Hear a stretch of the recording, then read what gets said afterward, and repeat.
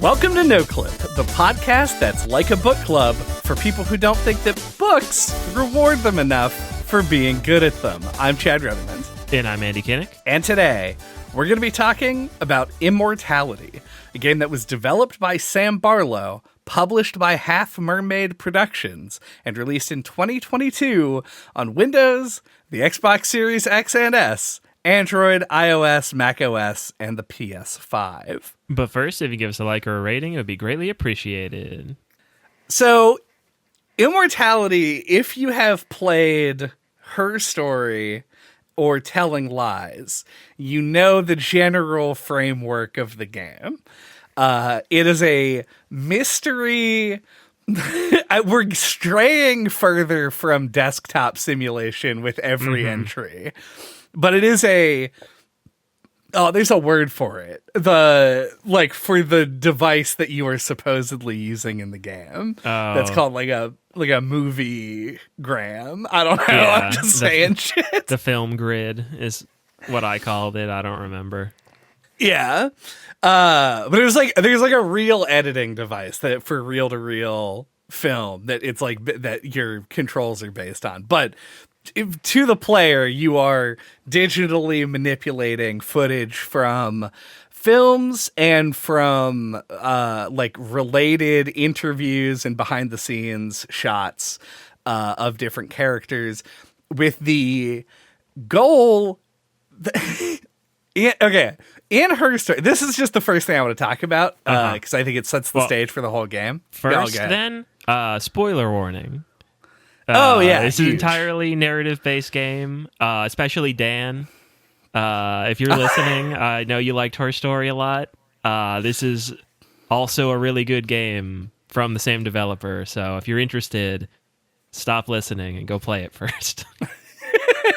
I actually already recommended it to him when we were playing Monster Hunter last week. Here's your second recommendation. Yeah, we agree that this seems like it's tailor-made for him in a lot of ways. Yeah. So if you listen to one of the episodes that Dan was on and you're like, I like the cut of that guy's jib, and this might also be for you, and also stop listening and go play the game. Right. And then please come back. Yeah, I beg of you. So subscribe to the podcast first. And, you gotta subscribe to the podcast. Remember to come back.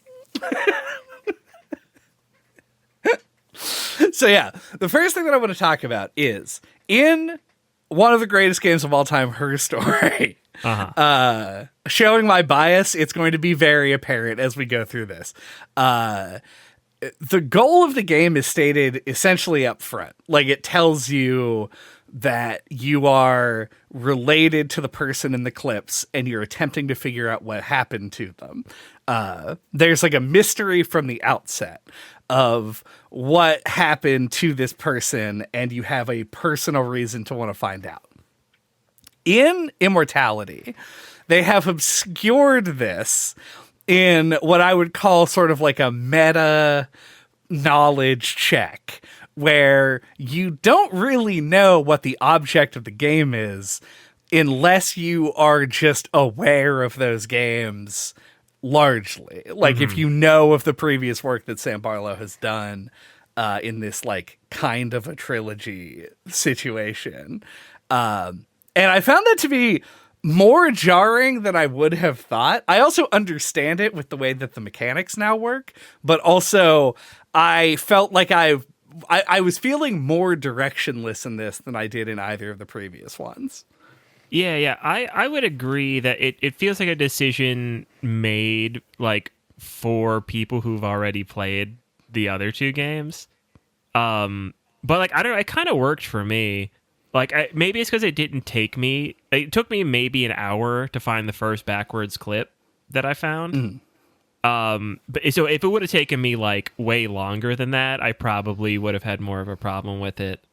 But yeah, I think, like, not knowing what I was looking for, I think made that surprise hit harder when I did find it. So like, maybe that's what they were going for. Like, just throw you in the deep end so that like whenever you do find something, you're like, holy shit. That is true. It is like, because the game has all of these, like, the game is set up around the idea of you restoring 3 different movies, which I will forget the name of. Ambrosio, 2 of Everything, and Minsky with an N. Minsky, okay. But there are both like meta in the terms of like it would be meta content for those films in terms of like interviews and behind the scenes things like I mentioned before. Yeah, and like, also meta in the game sense because there are clips that can only be seen if you play it backwards. Yep. Yeah, there's like a good third of the footage, I think, for like all 3 movies is like rehearsal footage. Right. And like not scenes from the like actual movie. Right. Which bummed me out a little bit. And maybe somebody could probably correct me on this, and the information is out there. I just haven't looked for it. But like, I would genuinely like to just watch through these 3 movies, like in their entirety. But as far as I know, the game doesn't contain the footage necessary to actually do that. Yeah, as far as I understand, they did not like film 3 full movies for this game. Greedy devs, lazy devs. I feel like that's like so like that's one thing I was thinking about upon like finishing the game is like they essentially did like film like 3 movies for this, like longer than a short film but not quite enough footage for like a full-length movie amount of footage for like, and I like just how much like work that would be. Right? Like, you guys, like, you're not just making a game, you're also, like, legitimately have to, like, make a movie. So you have to, like, hire actors, and you have to have, like, a production team and costume designers and build sets. And it's just crazy how much work went into this. And especially since it's, like I don't know if you would call this indie. All that effort and money spent for a game that won't have that wide of a reach. It's like it just makes you appreciate it all the more, I think.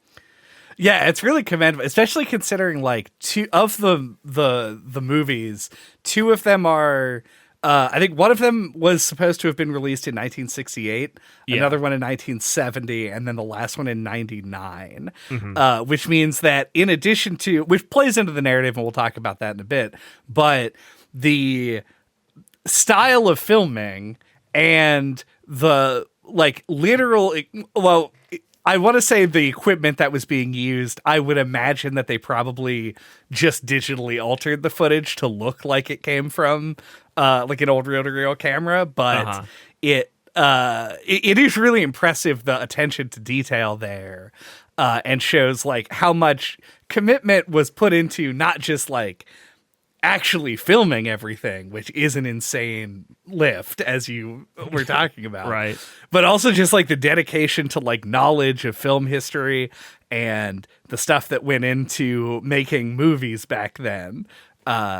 It's all sort of present here, at least in like microcosm. So I thought that was extremely cool. Yeah, like, even in like the behind the scenes stuff, like the way that like the directors act and like the actors and everything feels very period like appropriate. Yeah, I'm sure it has very specific inspirations, but I highly recommend. I didn't know that they had covered this game, but the other No Clip, the Dwyer No Clip, did a documentary on this game that I watched earlier today. And one of the things that I thought was really cool, because I like interview the actors, the actress that plays Marissa, who's like the main actress within the game, was talking about like how her version of the scripts she had like just marked up with sticky notes and highlighters and stuff, because she had to keep all this stuff in mind, like, okay, where is Marissa at in her career? Okay, this one is like Ambrosio, so she's not going to be as good at acting here. So like I have to adjust the way I act to be more amateur, because like that's what she is at this time. And like it's like I hadn't even considered that, you know, like how much like she's playing like an actress over 30 years playing different parts and like all the different like nuances to that. And I was just like, holy shit. Like the amount of like complexity to all of that and like the scope of this, like the narrative and like the fact that they're like telling the story of like the making of these 3 movies over 30 years is like pretty crazy. Yeah. And it makes the game a sort of nightmare of meta-analysis because there are like 4 different layers of fiction on top of like the real actual experience of the people making the game. Which is in itself like an abstraction because like when you make a movie and then you go see a movie, you see sort of like what was put on, but then with the game, there's like this layer of interactivity put on top of it and how they intend for you to like go between different clips. So it's such an insane project. Like that alone makes this worth checking out, in my opinion. Like I think that if you just have an appreciation for the craft, of filmmaking or of game making and narrative composition, there's like so much here, like detail here. Not all great, in my opinion. I think there are things that the game could have done better, but like it's just so much packed into something that is this like, I mean, I think this is like what, like a $20 game, like, and Netflix apparently gives it away for free if you have the app on your phone. There's another way of getting it that's just absolutely like no monetary cost, and that's crazy. I know I've been assigning vibes to things lately, but like one of my notes is I feel like this game has college class vibes. It feels like something like ripe to analyze with like a class, like a film like analysis sort of class. I imagine that your college class vibes are similar to what I thought was Minsky seems like the kind of movie that I would watch once when I was like 14, 15 years old and then claim it's like my favorite movie ever made. Yeah. Like, because I was a pretentious douche when I was a teen and still am. Let the record show. That is... Yeah, let the record show. Because I still am a teen, canonically 19. Yeah. Forever. Absolutely. But like I remember, like I was watching clips of it, and I was like, I think it's the thing that inspired me to be like, can I just watch these movies? Because there's a lot of stuff here that I do want to see.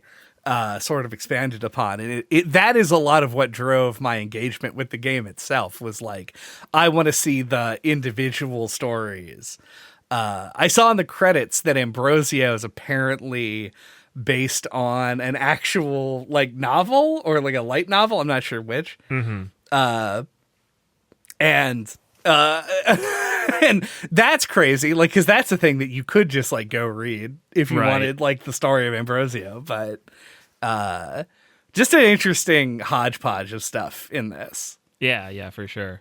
I do want to talk about this is to me like my least favorite change. This is change is a weird thing to say because technically this isn't attached to the other games that Sam Barlow made. But it is clearly like part of a running theme. And the way that you get between clips now is you click on people or objects, essentially. They say like actors or important props, I think is the way that the game describes it. So at any point during playback, you can pause and you get a cursor, and then you click on the thing that you want to go to, and then it will mash cut to whatever. Yeah, just a little fade out.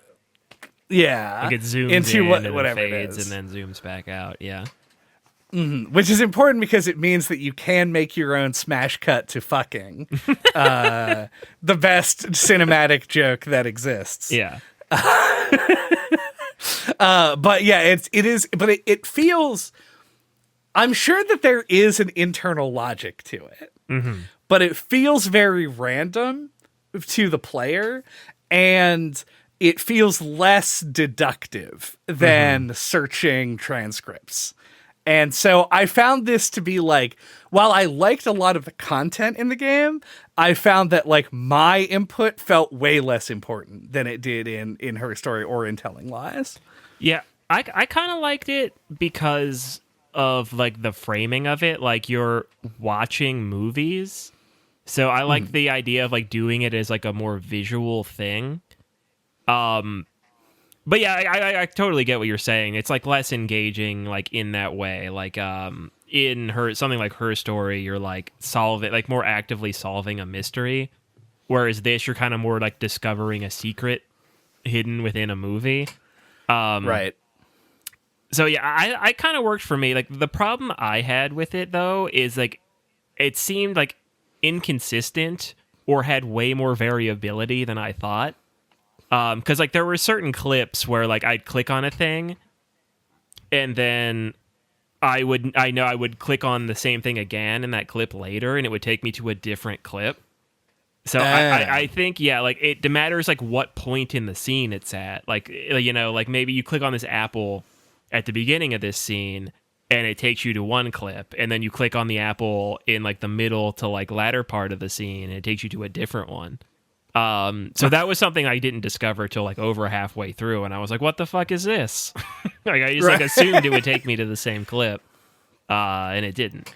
And so I wasn't a fan of that because I felt like, oh man, like now I have to like go through everything again and like double check stuff. Right. It's like it no longer feels like when you have that discovery, which I'll note that I did not have, because I just tried to go to different things every time. I bet that I did click on the same thing multiple times. And it just kind of happens. Yeah. But if you have that realization, like it no longer feels like you're building out like a map where you could actually like logically figure out what you haven't seen yet, and more like it's just sort of random, which it seems like it maybe not random, but like it doesn't feel like you have control over it. Yeah, it feels like there's some kind of like it's probably way more intentional than this, but I feel like it would have to be. But it almost kind of feels like it's like algorithmic. Like at this point in the scene, this guy's face matches up more with this clip than that one, so it'll take him to this clip. Like it almost feels like it's granular like that. So yeah, I had no idea what the breakdown is like, but it can feel random to the player for sure. Yeah. And to exacerbate it a little bit, it's like there are objects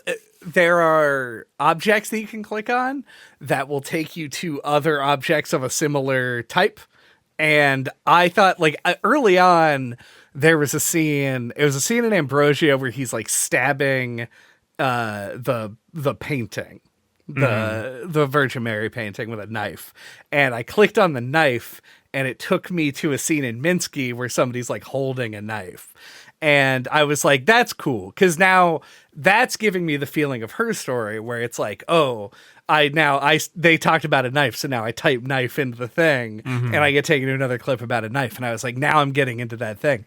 But then there was like a scene where somebody's putting up a billboard and I was like, that feels important. So I like click on the billboard and it took me to like a Polaroid photo. And I was like, that's not close. Those aren't the same thing at all. And I found that there were a lot of times when that would be sort of difficult to do. But I also understand the limitation there because like, you already brought up like click on the apples thing. Apples are like a common, like a director trademark is how it'd be listed on IMDb. Like they use apples in every movie. Right. And so you can click on apples and it'll go to another apple every time without fail, or like candles are a common there was one time I clicked on an apple and it took me to a bowl of oranges, which almost felt intentional, like comparing apples to oranges, like it almost felt like a joke. I like that a lot and hope that it was intentional. Well, it has to be intentional in some way, right? Like they had to code it to go somewhere, so that's great. The one that stood out to me the most, and I think I'm remembering this correctly, but like in Minsky, there's like an art studio set where there's like these weird silvery, like Andy Warhol-esque pieces of art in the background. There's one that looks kind of like a weird jack, like a weird spiky thing.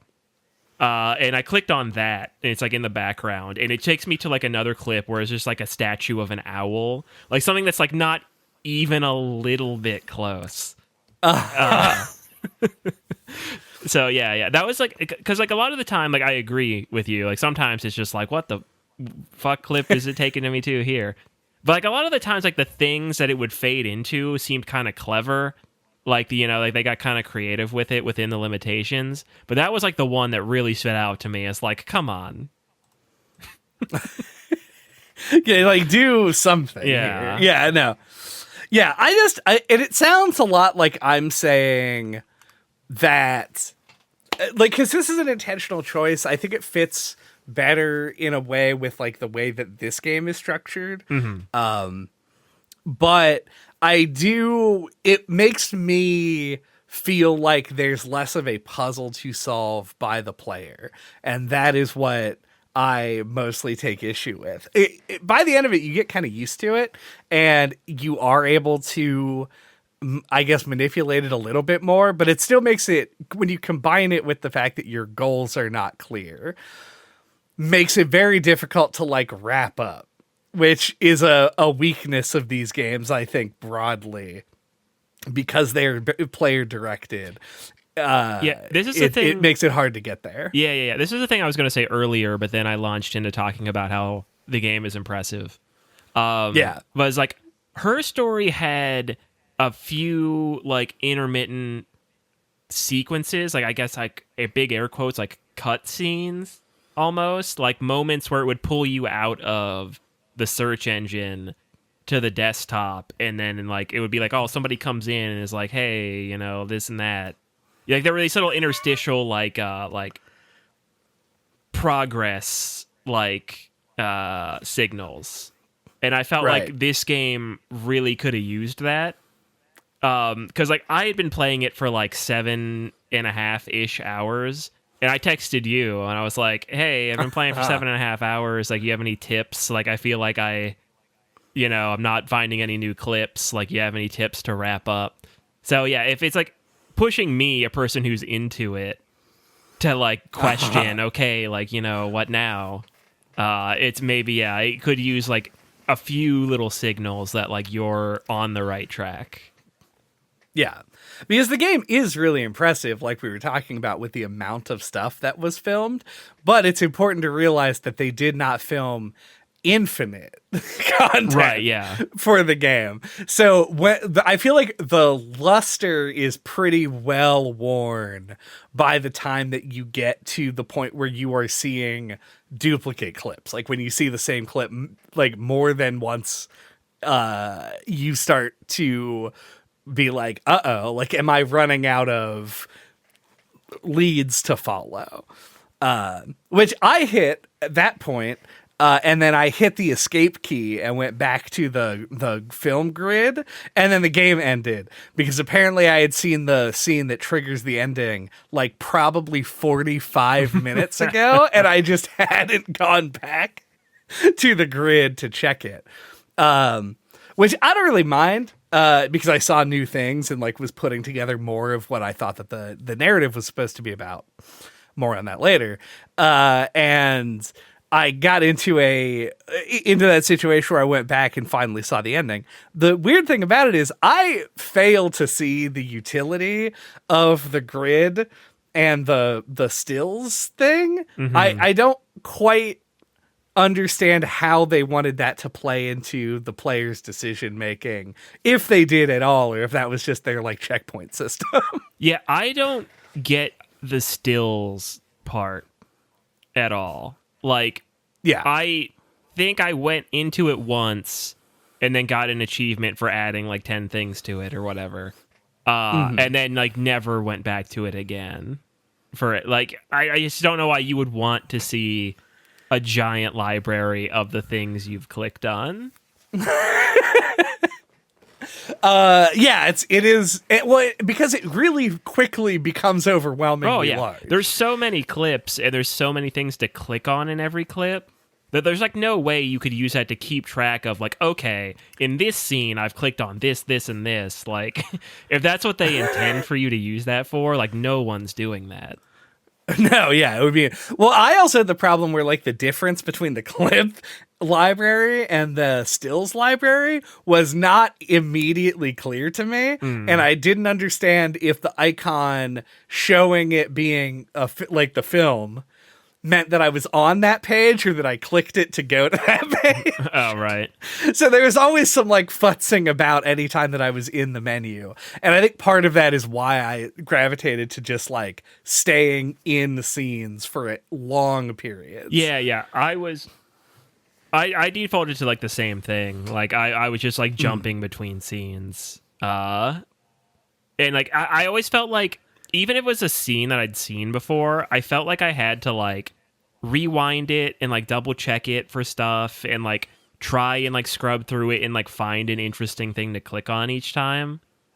So yeah, I felt like I found myself rewatching a lot of clips, which wore on me more over time. Like I didn't mind it at first, but then like when I was getting towards the end, I was like, I really got to get out the fine tooth comb now. Yeah, it was very it was very odd because like what I ended up doing was being like, are there? Because you have to like piece together mechanically like what it is that you are clicking on and like if it is different from other things. So like if I click on a dude's face, is it gonna go to that dude's face every time? Or like if I click on it when he's like fucking doing the Poggy's face, it does that go to a different clip? And like, yeah, sometimes it does. Sometimes you can click on different parts of a person or object and it will zoom in differently. Like a hand holding a pen will take you to somebody else who's writing something.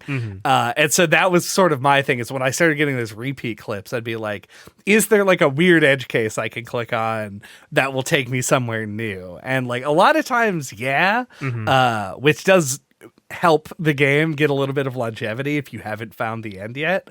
But it hits a pretty hard wall at that like 6 to 7 hour point, I think, where you just kind of have to start streamlining and trying to find the actual ending.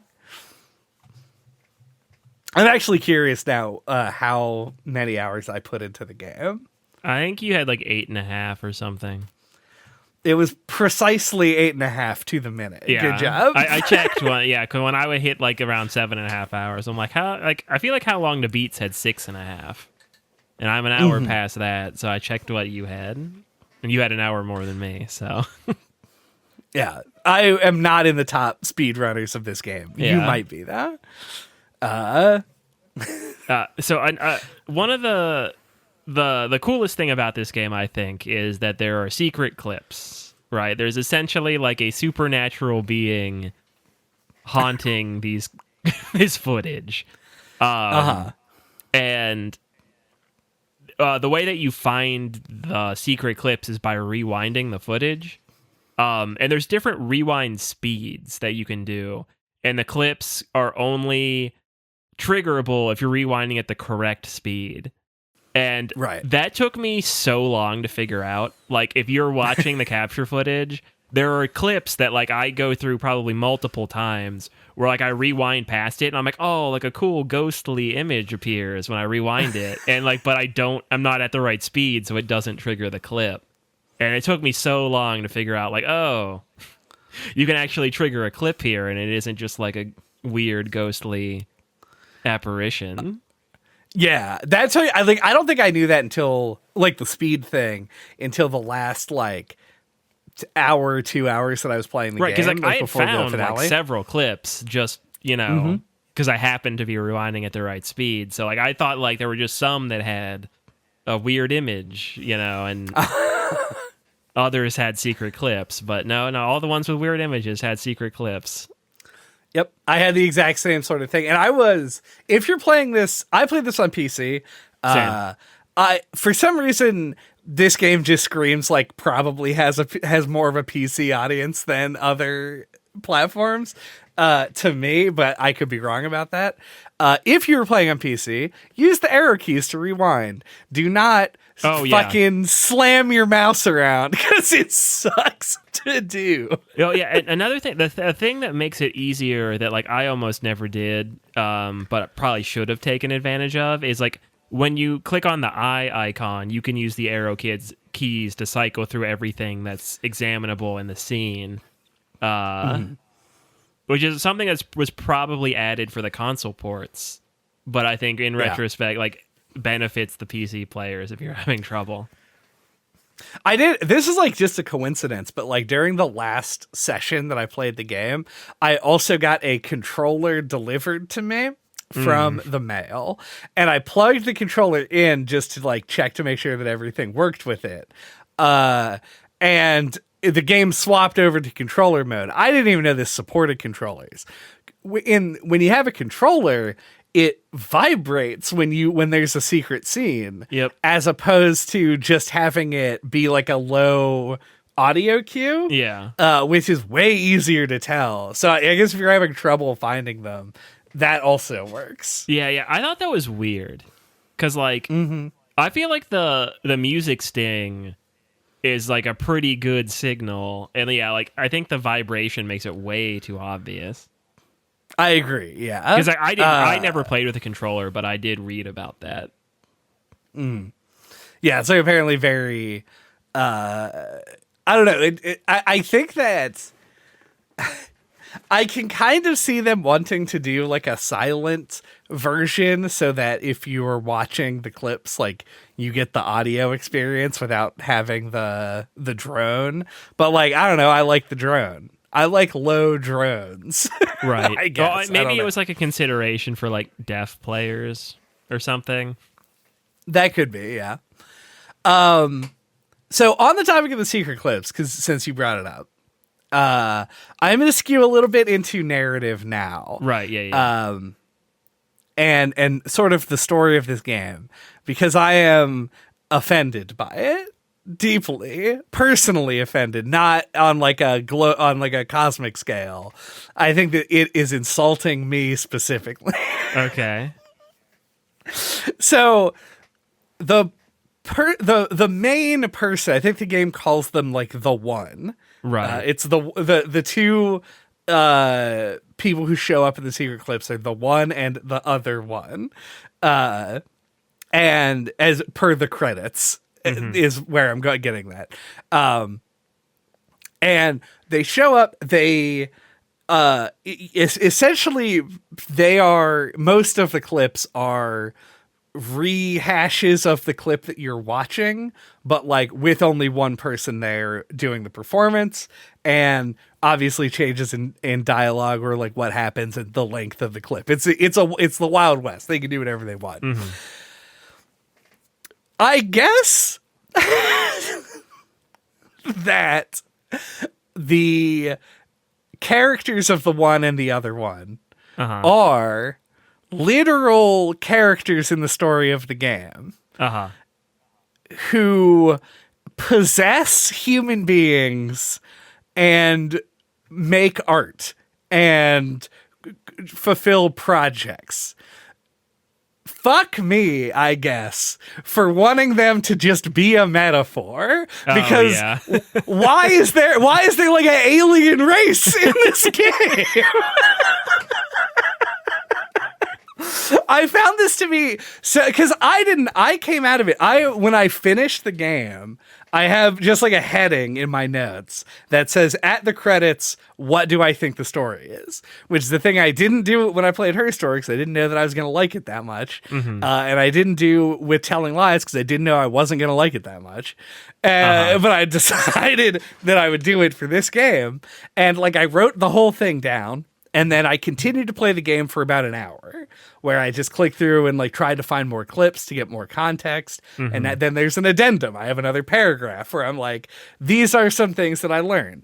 And then I just looked at somebody's explanation of the story, and it was like, the story's really easy to understand, guys. It's just like two ancient beings came to Earth, and I was like, looking at my notes, I'm like, I don't have this anywhere.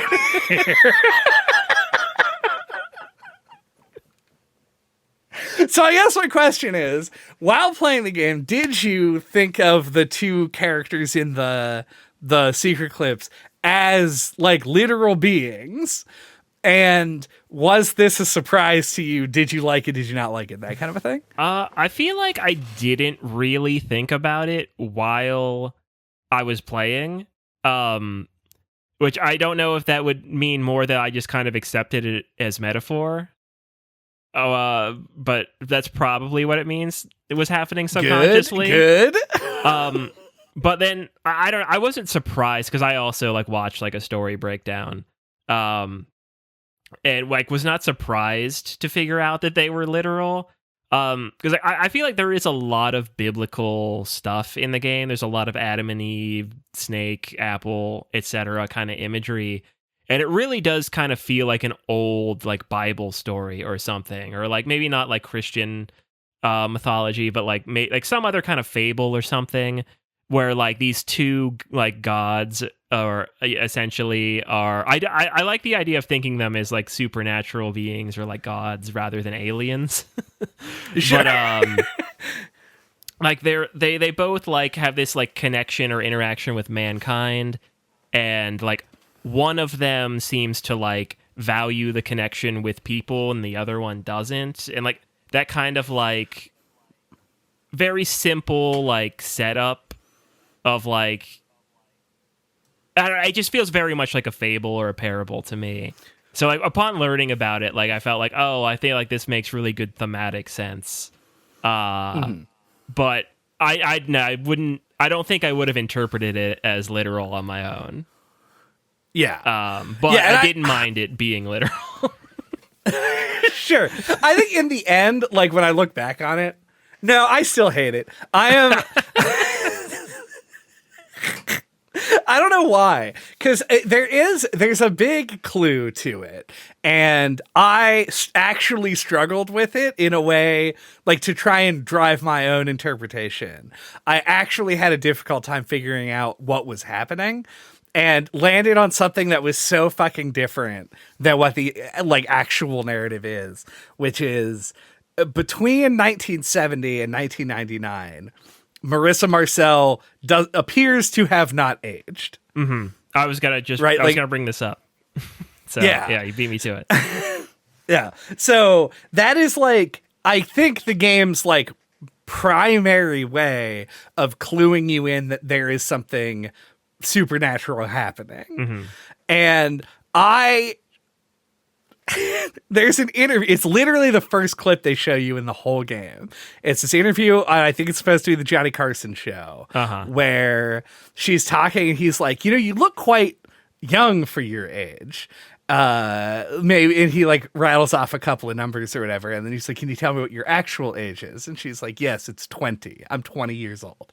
So I'm like, okay, perfect. And this is a clue as well. They want you to think about this so that it becomes suspicious when you go to 1999 and she looks roughly the same. If she's 20 in 1968, then in 1999, that means that she's 51. Mm-hmm. Hold on, I'm doing the math again. If she's 20 in 1968, it means that she's 51 years old in 1999. Obviously, she does not look like a 51-year-old. My thought was too meta, I guess, which was because they were working with the same actress and they don't have the budget of like fucking let's make Chris Evans look like he's 65 at the end of Avengers Endgame. They just made her, they like put some makeup on her and like gave her a different hairstyle to make her look different. Obviously she still looks like somebody in her 20s in the 90s, but like I was like, this is within the possibility of like, if you're a celebrity and can afford every amount of beauty control as possible, you could probably still look this at this young at age 51.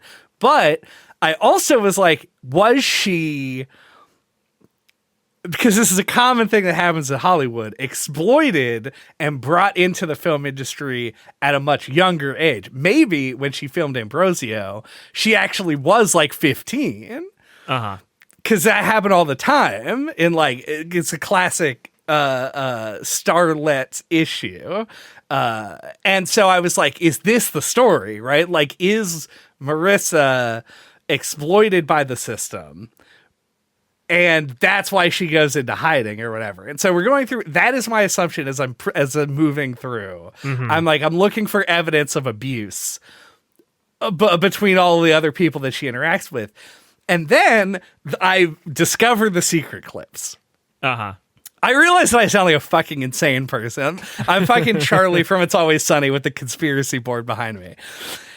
When the one shows up, she's somebody who I would imagine is supposed to look like an aged up version of Marissa. Yeah, so I also thought that. I thought it was supposed to be her from like years later, like exacting some kind of revenge or something.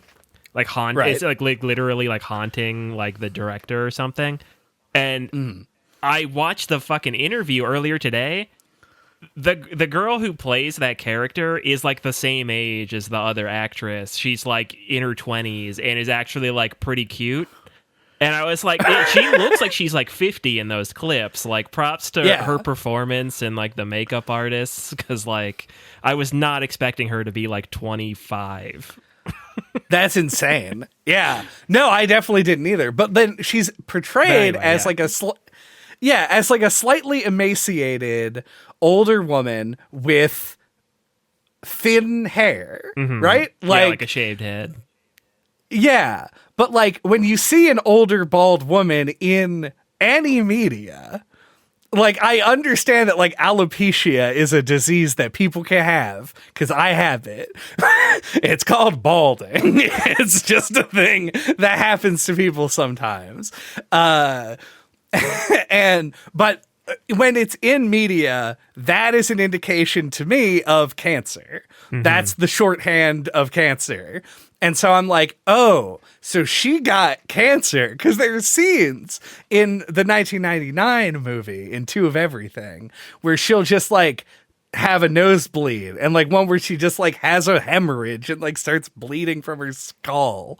And I'm like, she got brain cancer, and she came back to make this movie after the years of being in hiding, because she wanted to like finally fulfill some kind of like obligation or like an artistic vision she had. So these are the things that are going through my head, assuming that this was an embodiment of her with cancer in the future. And I was pretty satisfied with my fucking interpretation at the end. That's really funny to me, because like, I don't know if it's because I found the first like secret clip about an hour in, but by the time I thought about like, I noticed she hadn't aged, like I was several hours or maybe like 4 or 5 hours in before I questioned it, and felt dumb that I hadn't thought about it till then. But I was like, oh, the game's called Immortality, and she hasn't aged in 30 years.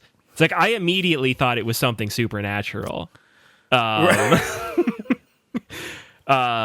yeah, I had thoughts about that, because like I thought it was like a clever bait and switch, because I was like, in Two of Everything, the actress that she's playing an actress, I think at this point, switches places with like her stunt double or whatever in that movie, and I was like, oh, did this happen for real? Like in Minsky, did she die and her stunt double took her place, or like that's where my head went. I'm like, are we having the same twist as her story again, where it's two women, and like that explains the age difference? So like, it was where my head was going, and I'm glad that wasn't the case. But like I almost thought that was like an intentional misdirection to like make you think that by dealing with some of the same themes. So yeah, like my head went that direction. So yeah, and the game uses its like meta narrative to mislead the player without outright lying to them. So it'll be like, oh, you see like when you get the secret clips and you click on the one, it always takes you to a clip of Marissa, because she's the person that she's like possessing. Hypothetically, I guess in the third movie, you could click on her and it would go to Derek, because I think she controls both of them at that point.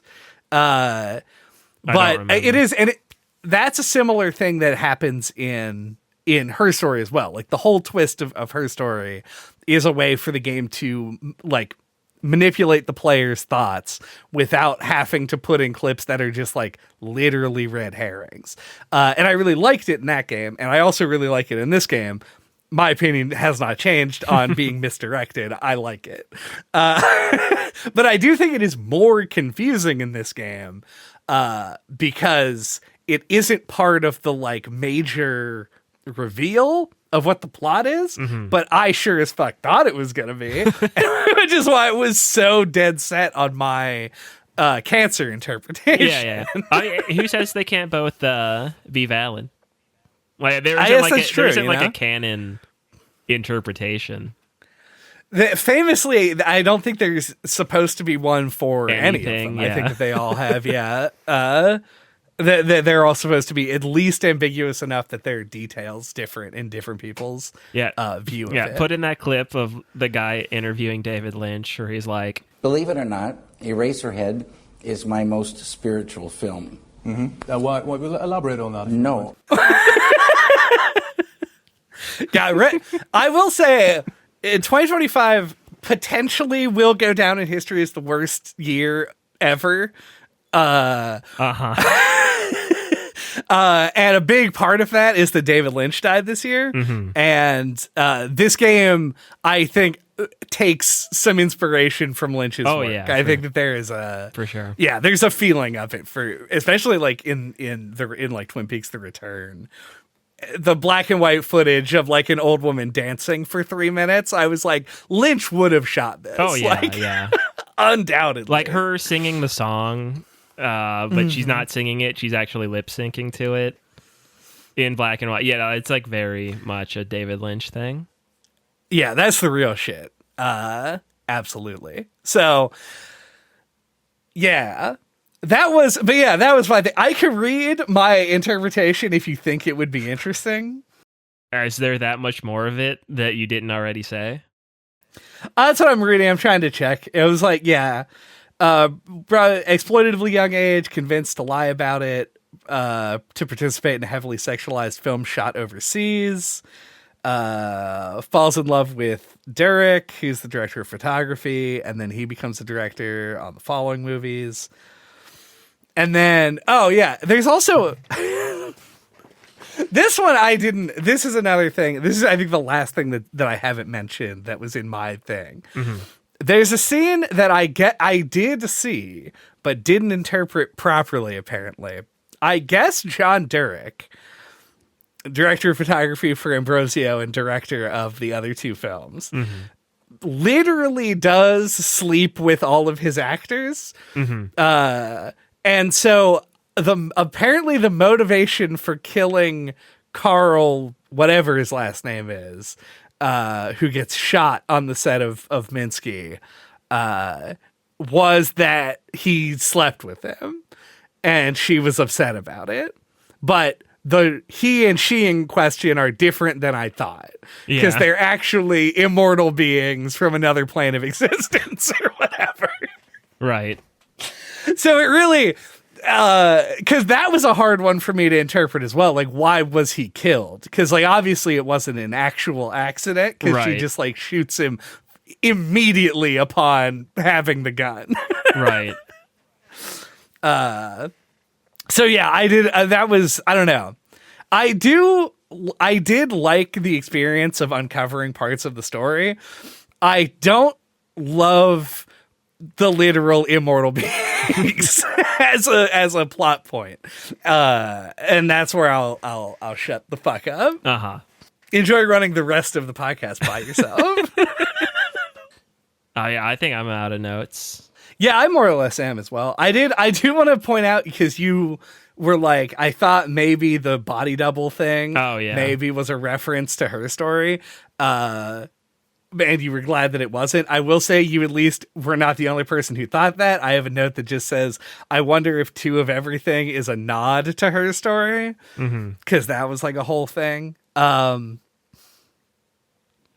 do want to call out this is like another layer to the like different art forms that went into making this fucking game. The music that they made for the game is fine, largely. Sounds like a film score a lot of the time. There's this one pop song that they wrote called Two of Everything that gets played way too fucking many times. It ripped the first time that I heard it. I was like, this is very funny because it hits the notes that it needs to really well as a parody. Great job making it sound like a 90s pop song specifically. I was immediately like, this sounds like a Britney Spears song. Yep. Yeah, Britney Spears, Christina Aguilera, that era of pop music is like hit dead on. Yeah. But then they ended up they play it twice in the credits, which is the credits for 3 movies. So like, I get it. It's going to take a while. But like, they play it 2 full times, which felt really unnecessary. But yeah, otherwise, I thought the music was good. That song obviously is a high point. Or a low point, depending on how many times you had to listen to it. So, just wanted to call that out. I like that. Like, again. Like there was certain music that would play like while you were rewinding clips. Like I thought that was a nice touch. So good use of music. Oh yeah, that's in gameplay, not just in the movie clips. Right. There's a thing we didn't talk about mechanically how the game plays at all. It's not necessary because the game is just about clicking on stuff. So you basically understand it. I do want to have a special shout out to the ability to view things in reverse, which is a lost art in film watching because we don't really have rewind in the same way. Yeah, it's like it takes a different tact when it's a digital rewind. Often it's like chapter based. But I remember rewinding the scene where Boba Fett gets knocked into the Sarlacc pit as a kid because he like slams into the sandcrawler and then like tumbles into the Sarlacc. And I thought it was just great slapstick comedy. Oh yeah, especially when you're like 9. And I liked reliving that here. I also, obviously the secret clips you access by rewinding, but there are scenes in Ambrosio where Marissa is talking to Satan, played by the buffest dude I've ever seen in my life. And they speak in what I think the game wants to imply is like they're speaking in tongues or whatever, but it's them speaking backwards. So if you reverse the footage, you can actually hear what they're saying. Right. And that's such a fucking awesome thing it's to also do. Very Twin Peaks. It is speaking in reverse, very Twin Peaks. So that was great. I love that they included little Easter eggs that are accessible because of the way that the game is played. Like it elevates it beyond being just a game or just a movie by interweaving those things. But that's I think that is the last thing that I really wanted to point out. Yeah. Do we have fuck me into heaven thoughts? Oh, am I going first now? I heard that line in a clip, and I was like, that has to be the final That's thoughts the final line, thoughts for sure. I agree. That one's quite good. My fuck me into heaven thoughts are, God damn, this game came so close to dethroning Her Story for me in this like spiritual trilogy. This hits like exactly aesthetically speaking the right notes for me to love. I love the aesthetic. I love the sort of like genre films that they make to the point where I would unironically enjoy watching all 3 of them. And am sad that I have at this current state not, and that they probably won't make full movies because the game came out 3 years ago at this point. So I was primed to really enjoy this, and did. I think that the experience of watching the clips just in their entirety was really fascinating. It was a thing to like enjoy sitting down and taking in.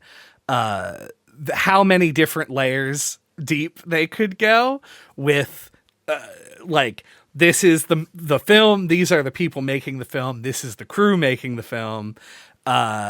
These are like the shared props and iconography between all of the different works. These are the secret clips. This is the player's role.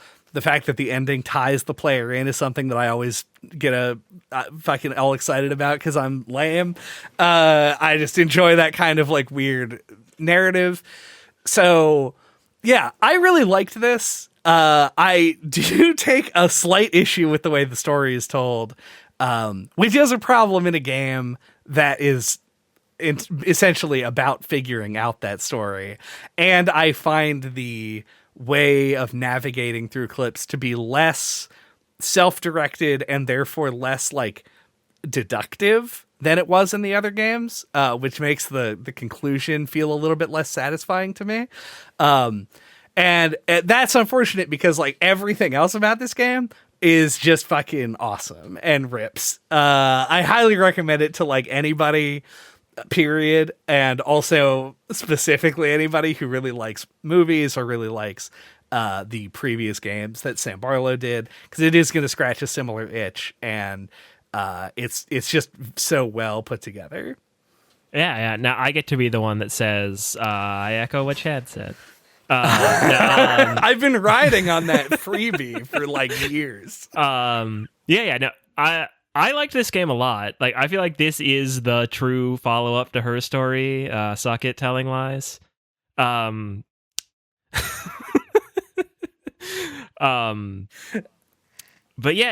feel like this is like, I'm interested to see like what he does next, if he's going to try and do another game in a similar vein like this, because like it's hard for me to imagine following up Her Story better than this, because like it's a similar concept of like going through clips but like with a different spin, and it's like the added like impressive production value of also shooting 3 movies. I highly recommend the No Clip documentary. Like, it's a uniquely interesting making of, because it's not just low budget game making, it's low budget filmmaking too. So I thought it was really cool and worth a watch. I like going through the clips. I like that it's like a little bit more of like, I guess this is true of Her Story too, but like a little bit more of a passive gaming experience, but that's still engaging. Like while you're watching it, like you're kind of like looking for different things to click on and getting excited. There are times like when you'll click on like a mirror and then it'll like fade you in and then fade you out on another clip you've seen before. And you were like, whoa, I never would have clicked on the mirror here. And then like, you know, you get like cool little moments. Like the first, like I love the reveal of the secret clips. Like that, it was such like a great oh shit moment. I don't feel like I've had an oh shit moment that good in a while. The first time, I just like, whoosh, you know, like it cuts to just creepy woman with a shaved head now playing the role instead of the other actress, Marissa. And it works so well. And then like it's not quite the same thing as Her Story because it came earlier for me, where I'm like going back and hunting through all the clips for the secret ones, but like I was more front loaded, so that now every time I watch a clip I have to rewind it and like scrub through it and check it. I think I overall agree. It's not quite as strong as Her Story. I think it could have used those like interstitial progress markers, or like maybe give you a little bit more direction at the beginning. But overall, I really liked it. I thought it was a great follow up to Her Story, and was thoroughly more than pleased, less than surprised. Somewhere in the middle there. I really like this. I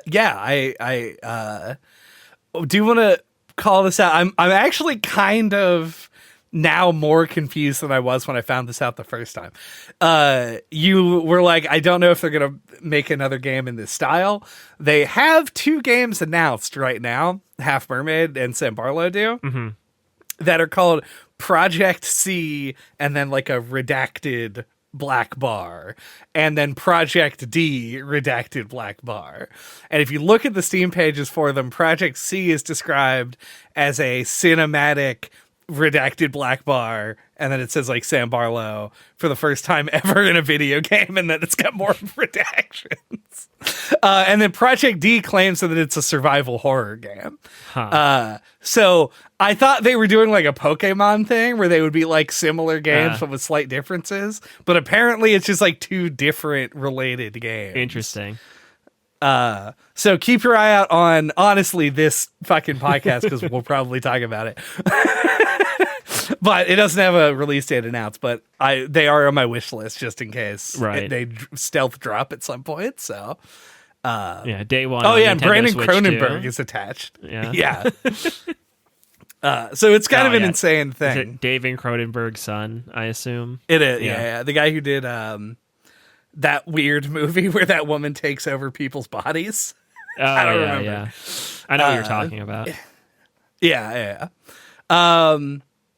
Thank you for listening to No Clip this week. What are we talking about next time? Next time, we're going to be talking about Monster Hunter Wilds. It's like a Monster Hunter game. Yep. And so I'm really excited about it. You know what it is. You already know what it is. And until that time, you can get a hold of us. All of our contact information is on our website at noclippodcast.com or on splattershot.pro. There you can find links to our email address, our Twitter account, all of our old episodes, and the YouTube channel where you can watch episodes on Her Story or Telling Lies. Yep. Or FMV games like Realms of the Haunting, Night Trap, Harvester, that one character from Senua's Sacrifice who is a FMV guy for some reason. Druth. Yeah. That is an insane pull, I have to say. I think the name of the episode is The Druth Headdress, and I think that's why I remember it. That makes sense, yeah. All right. Fucking.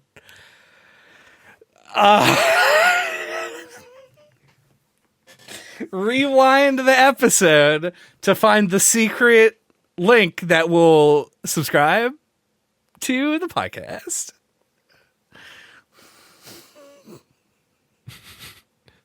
Like and comment as well. Good. Yeah, those are also good things to do. Goodbye. Bye.